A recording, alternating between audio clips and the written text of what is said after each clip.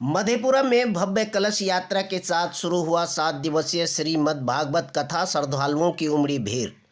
हरिद्वार से पहुंची देवी राधा किशोरी ने कहा कि नई पीढ़ी सदमार्ग से भटक रहे हैं, इसके पीछे माता पिता भी हैं जिम्मेदार। दरअसल मधेपुरा जिले के मुरलीगंज प्रखंड अंतर्गत भतखोरा बाजार दुर्गा मंदिर परिसर में 7 दिवसीय श्री श्री 108 भागवत कथा का आयोजन किया जा रहा है, जिसको लेकर कई भारी संख्या में श्रद्धालु पहुंच रहे हैं।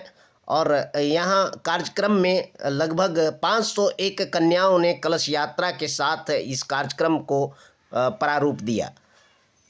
जरा देखिए क्या है दृश्य और कितनी संख्या में लोगों की भीड़ है और क्या कहती हैं हरिद्वार से पहुंची कथावाचिका राधा किशोरी।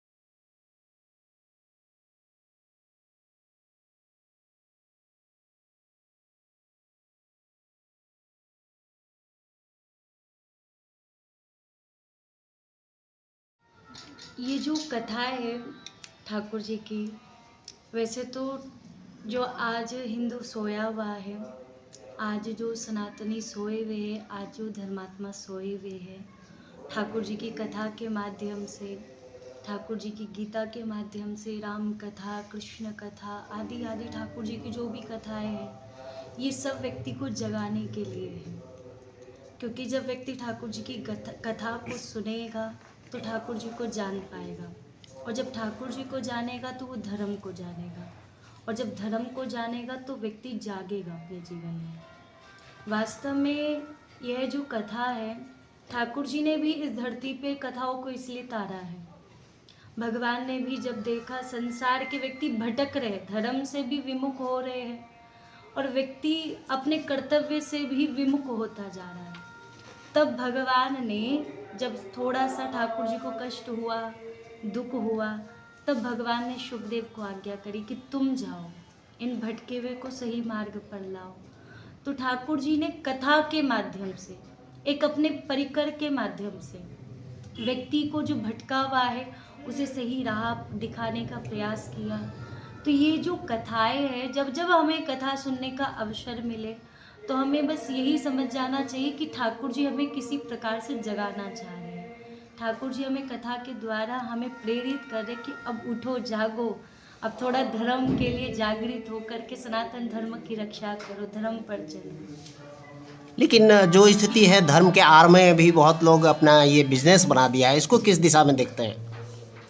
देखिए, वो जो व्यक्ति है जो धर्म को बिजनेस बना रहे हैं, वो अलग व्यक्ति है, उनके बारे में तो हम ही नहीं कहेंगे। लेकिन इतना ज़रूर है, ये है कि हर व्यक्ति धर्म को बिजनेस नहीं बना रहा। ऐसे भी बहुत संत है आज, अगर हम उनको देखें, उनकी वाणी को सुने तो हमें लगता है उनकी वाणी को सुन के कि नहीं, इनके हृदय में, इनके चित्त में, इनके मन में धर्म के प्रति प्रेम है, ठाकुर जी के प्रति प्रेम है।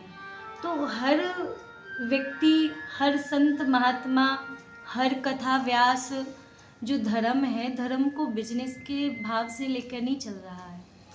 वो तो कुछ है जिनके कारण सच्चे संतों पर भी आरोप लगाया जा रहा है, सच्चे कथावाचकों पर भी थोड़ा सा आरोप आ रहा है। बट अगर देखा जाए तो आज भी संसार में धर्म को अपनाने वाले हैं।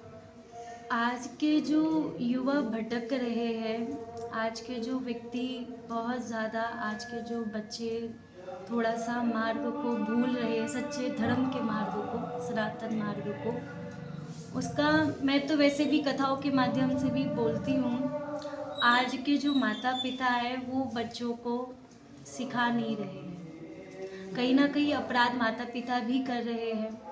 हमें भी 5 वर्ष की आयु में उपदेश मिला, ज्ञान मिला पिताजी के द्वारा, तो 6 वर्ष की आयु में हमने व्यासपीठ को पाया।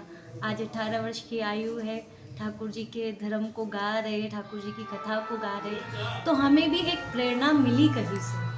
और जब एक प्रेरणा मिली हमें पिताजी के द्वारा, परिवार से ही, तो फिर हम भी ठाकुर जी की भक्ति में आ गए।